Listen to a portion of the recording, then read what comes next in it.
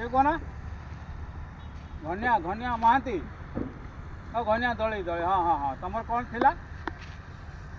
ହଁ ସେ ବିଜୁ ପାଇଖାନା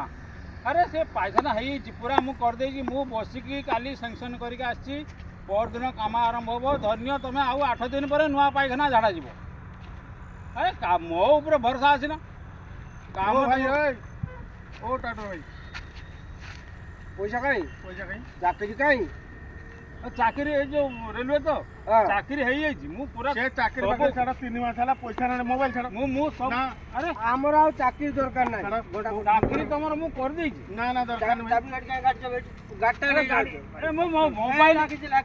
ମୋବାଇଲ ନା ଆମର ଆଉ ଚାକିରି ଦରକାର ନାହିଁ ଆଉ ଗାଡିଟା ମୁଁ ଯିବା ଆସିବା କରିବି ନା ଆମର ଆଉ ଦରକାର ନାହିଁ ଗାଡି ପଇସା ଦବ ଚାକିରି ମୁଁ କରିଦେବି ତମକୁ ନା ପଇସା ଦବ ମୋ ଗାଡିଟା